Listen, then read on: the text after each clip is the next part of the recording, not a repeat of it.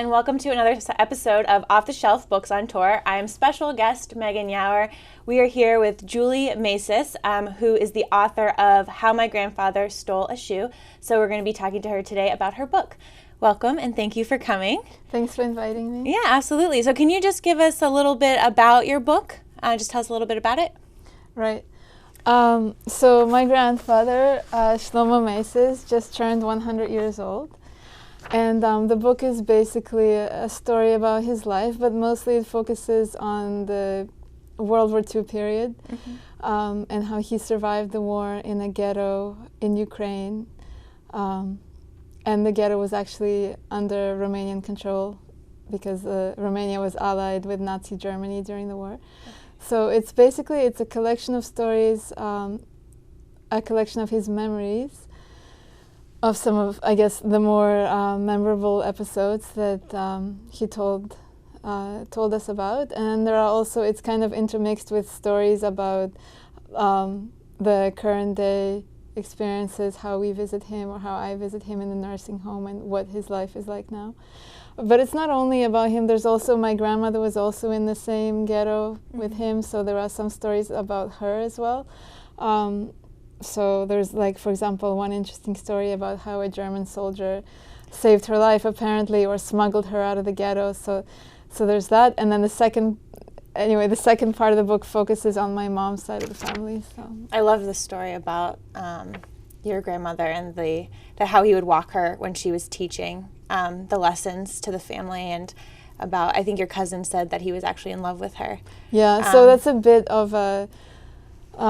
because my grandmother has already passed away, and she never actually talked about the German soldier directly. So it's all kind of, it's a bit of a family mystery about exactly what happened. But apparently she told my father that there was one German soldier who used to walk with her from the ghetto to the place in the village where she found a family that fed her, and she taught their child to read and write in exchange.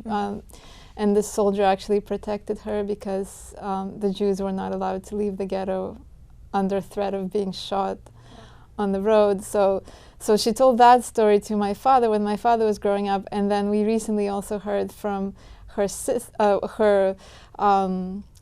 sister's daughter, so my father's cousin, that apparently there was more than just the German soldier may have actually been in love with her and rescued her from the ghetto at one point. And she said that he actually tied her body to his and like hid her under his coat or something, and that after the war he wrote letters trying to find her or something. So there might have been more to the story. And I've actually tried to find some information. Like, I tried to reach out to the Red Cross to see if I could find this soldier, but we don't know his name, so it hasn't. It's just a legend at this point. So the book has a very interesting title.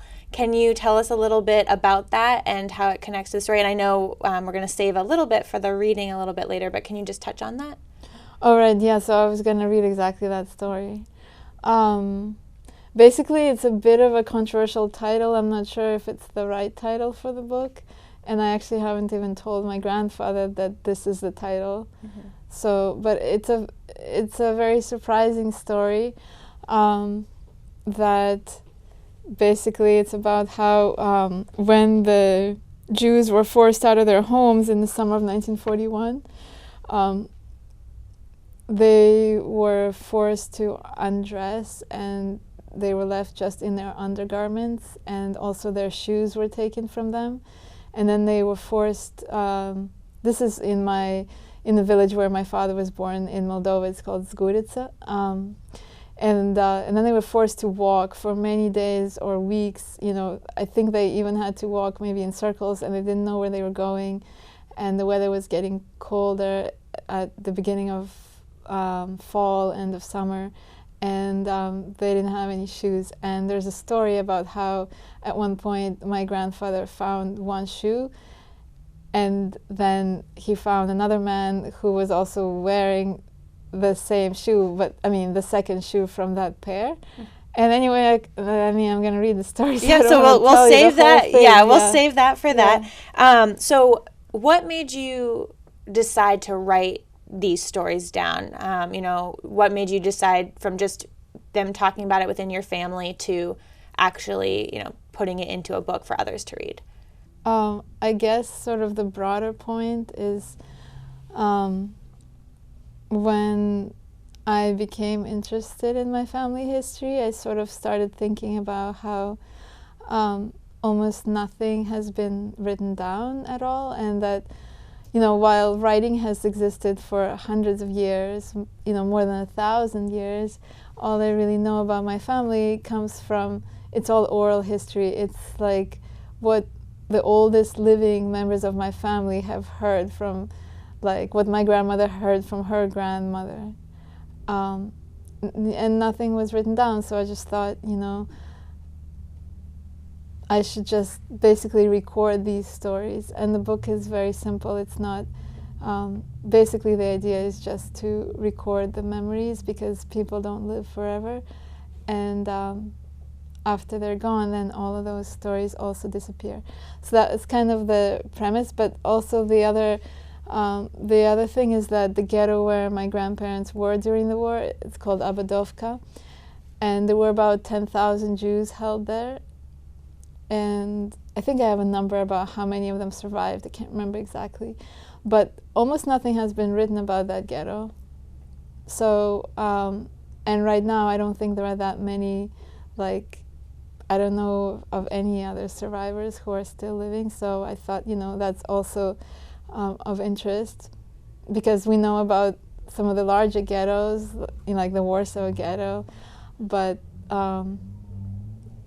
there were also ghettos in other parts, not just only in Poland. Mm-hmm. And so that was another part of why I wanted to do it. And also because I'm a journalist, so I'm always looking for stories and real stories, not made up stories. And this was something that was right in my family, and nobody had written it down. Yeah. And how did your grandfather feel when you asked him and kind of told him what you wanted to do? And when he was telling you the stories, how did he feel and how did you feel? So I didn't even tell him that I was writing the book. Mm-hmm. And first it started out, I guess first began hearing the stories from my father. Like he would go visit grandfather in the nursing home, and then he would come home in the evening and retell some of those stories.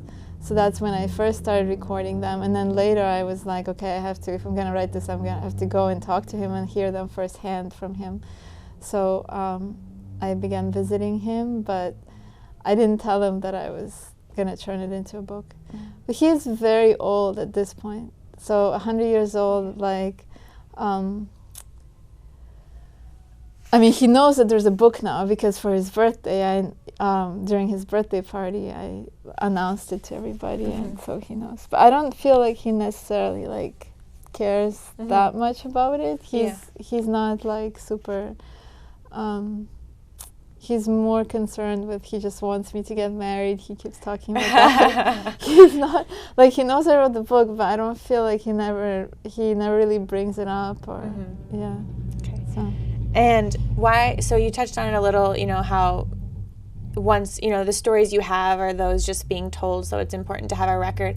Is that kind of the goal with this, is to give it a record and to I know you were talking about when you were doing your research, which was extensive, some of the museums only had 1,000 names of victims, which obviously there were more. Is it your hope to kind of shed a light on the voices that haven't been heard with the book?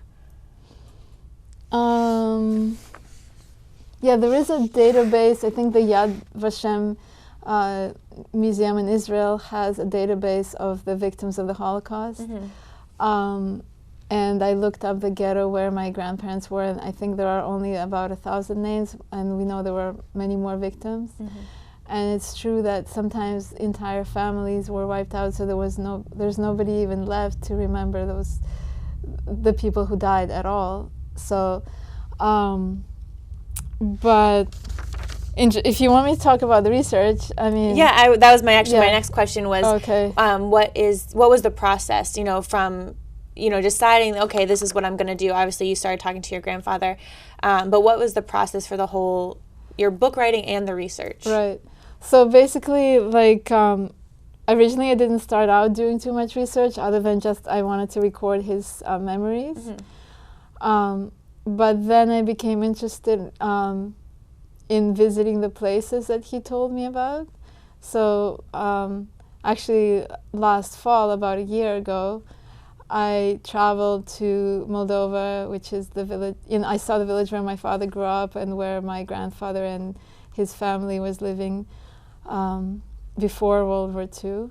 And then I also traveled to the village in Ukraine where the ghetto was located. Mm-hmm. So I went to that place. I didn't write about it in this version of the book. I actually want to make a second edition because I rushed this one out so that it would be ready for my grandfather's 100th birthday. But I want to make another edition of it, so I will incorporate the story of how my travels there as well and what those places are like now. So that was part of it. I think that all the records of the Obodovka ghetto are actually in the State Archive in Odessa, which is a city in Ukraine. And I've been there, but I would need to come back there to maybe see what kind of records are available. They're in Romanian, so but I kind of have an idea of where to get information, and also it's interesting that after I published this version of the book, I have also heard from the families of other survivors. So I have, one day I received a phone call from a girl whose grandparents were also in the same ghetto, and they actually met and got married in that ghetto, and she was very interested to see if my grandfather maybe knew them, and because like I said, there hasn't been that much written about this particular ghetto, so that's another way that I'm doing some research as well. So hopefully people keep contacting you. That's really great. Yeah. What was it like going back to the village where your father grew up, or what was your experience going back there? Like, how did that make you feel? Right. Well, I'm not from Moldova. I'm actually from Russia, mm-hmm. But Moldova was also part of the Soviet Union, so it's a similar kind of culture, and people speak Russian as well as Romanian. I stayed with my father's childhood friend, and he also grew up in the same village, and so they brought me to see the place. Mm-hmm.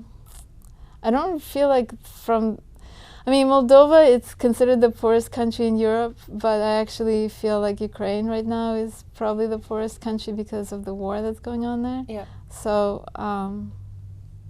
I stayed longer than I expected, actually, in the Moldovan capital because, I don't know, I liked it. I did some journalism there as well. I just wrote some stories for different newspapers. But traveling to the village where the ghetto was located, what can I say about that? The road there is just in horrible condition because of the war. It's like these huge potholes that I've never seen a road like that anywhere in the world. At some points it's just like cobblestone. There's no asphalt at all. Mm-hmm. And the village itself is it's a bit of a depressing place because even before the war there were mass graves there from even before World War II, because apparently there were people who starved there during Stalin's I guess in the 1930s there's something called Golodomor in Ukraine when a lot of people died from starvation. So there is that. There are mass graves to starvation victims, and then there is also the ghetto. So there are mass graves from the time of the ghetto as well. And it's a kind of a depressing village. There's almost no young people. It's mostly like elderly people riding bicycles. There's no jobs. Of all the places I've been in Ukraine, it's probably like the most sorry place. I've kind of been all over Ukraine. This village, I feel like it still has, the impact of all the bad things that happened there, you can kind of feel it still today. But at the same time, a lot of the stories that my grandfather tells about the ghetto are actually positive, as strange as it seems. A lot of times when we read about the Holocaust, we hear about the horrible things that happened, but what my grandfather talks about most often are maybe some of the more positive stories about how the people in the village helped him. There was, because, he did survive, and also his brother and sister survived there as well. And how did that happen? They survived thanks to the people in the village. And you have to think, this is like a village of maybe 10,000 people, and then they forced another 10,000 people into the village, so they basically doubled the population of this village, and they put them in this ghetto with no food. The shelter was inadequate. There was, they were housed in cow sheds with broken windows, or parts of the roof were broken, and there was no heat in the winter. They're also just not fed anything. What was I going to say? There was disease. A lot of people died from typhus, I think.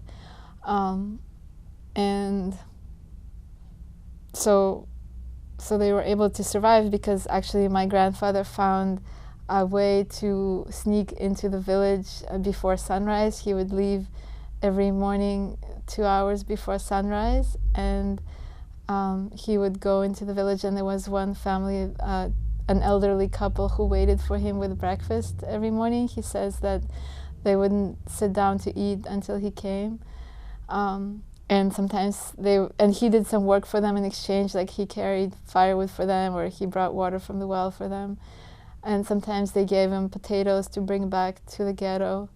And also he walked around, and he knocked on doors, and he asked people for food, basically. That was like, he was just begging for food. And I asked him one time whether people who didn't give anything, because this is the war, nobody had enough, really. And his answer really touched me, because he said if they didn't have bread, they gave potatoes. He said something like that. So basically that, and I asked him, did they know that the food was for the ghetto, for the Jews in the ghetto? And he said, yes, of course. So, and despite the horrible conditions, I think half of the 10,000 people died in the first winter. Can you imagine that? So despite that, those that survived, I think survived because the Ukrainian people there were trying to help. So, that's yeah. really great. Yeah. People are good, and they want to help, so that's really fantastic. Yeah. We're going to take a quick break right now, and when we come back, we are going to hear a reading from the book. So we'll see you in a minute.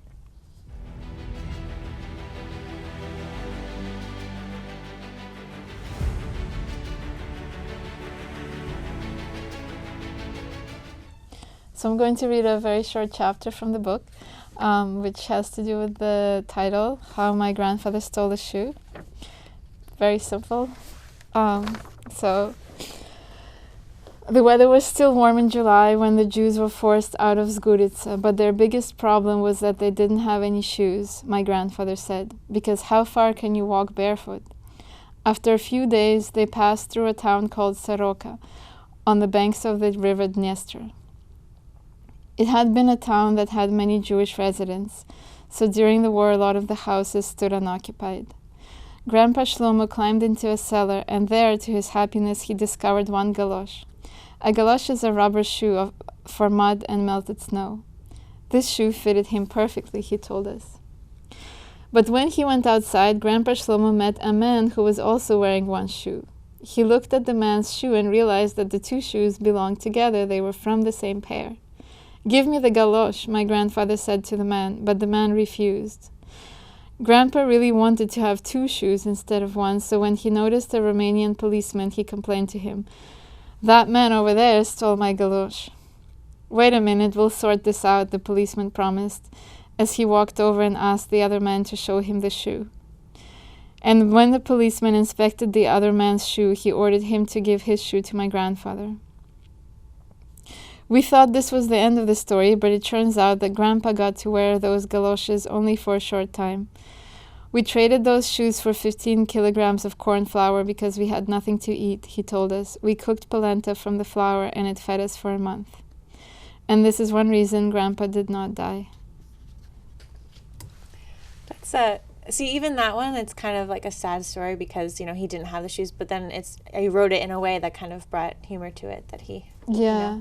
But it's really kind of a controversial story in my family that some people didn't want me to focus the title of the book on this because it's obviously not a good thing that he did, but if he hadn't done it, maybe nobody in my family would have survived. That's right, because he used it for food. Yeah. Well, thank you so much for coming and speaking with us about the book. We really appreciate it. It's been wonderful hearing about it, and there's so many stories in the book that people, I think, will enjoy, and a good look at the inside of, what it was like there for him. So thank you so much, and thanks for tuning in. This has been another episode of Off the Shelf Books on Tour. I'm Megan Yauer, and see you then.